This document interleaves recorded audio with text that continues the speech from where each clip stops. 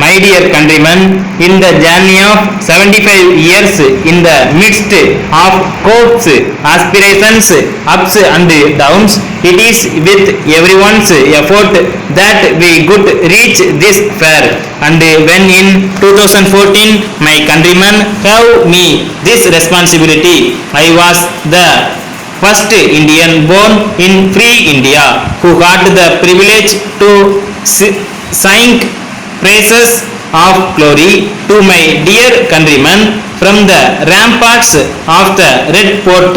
But whatever I have learned today is from all of you. I have been able to understand your happiness and sorrows.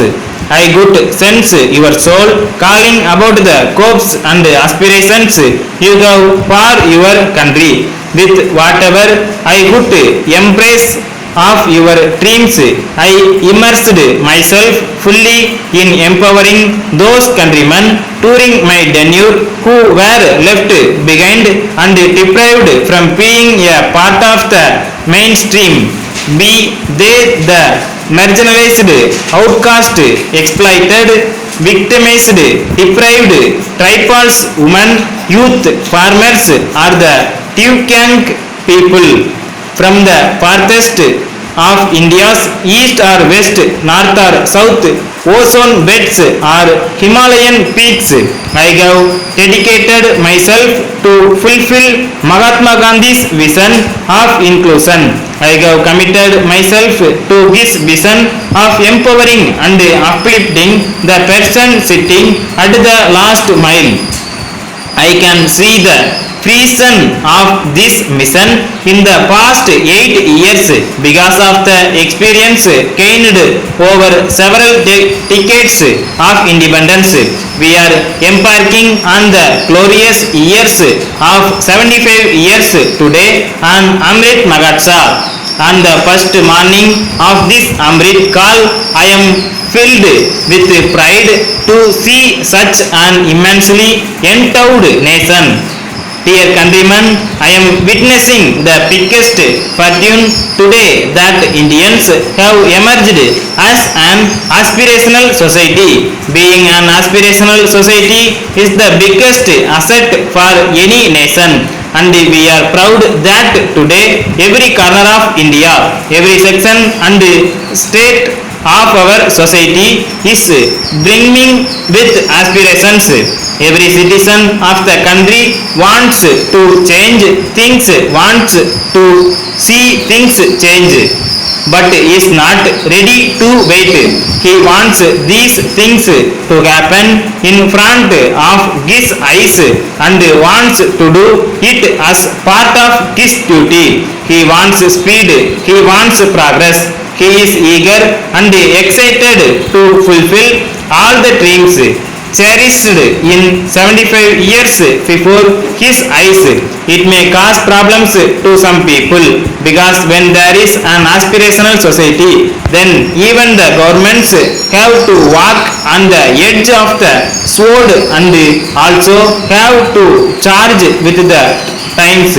And I believe whether it is the central government, state governments, institutions of local self-government, no matter what kind of governance system, everyone has to address this aspirational society and we cannot wait longer for their aspirations.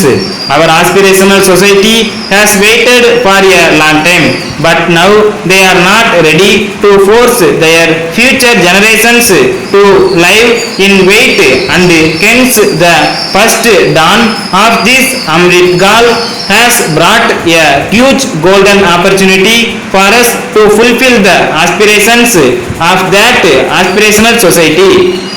My dear countrymen, recently we have seen and experienced one such force, and that is the renaissance of the collective consciousness in India. The renaissance of such collective consciousness, a nectar of so many struggles for freedom, is now being preserved and compiled it is turning into a resolution. The culmination of effort is reckoned and the path of accomplishment is visible. I think that this awakening of consciousness, this renaissance, is our greatest asset. Look at these renaissances. Until 10th August, people would not even be aware of the power within the country. But for the last 3 days, the way the country has set about celebrating the journey of the tricolor, even the leading experts of social science cannot imagine the power within my country which has been shown by the tricolor. This is the movement of re-consciousness and the renaissance. People are still to understand this. One can experience this consciousness when every corner of India comes out to observe Janata Curfew. There is a feeling of consciousness when the country stands soldier to soldier with the corona warriors by clapping and clenching utensils. This consciousness is felt when the country goes out to greet the corona warriors by lighting a lamp. During corona, the world was grappling with the confusion whether to take vaccines or not, or whether the vaccines are useful or not. At that time, even the poor people of my country's villages surprised the world with the administration of 200 crore vaccine doses. This is consciousness, this is potential which has given new strength to the country today.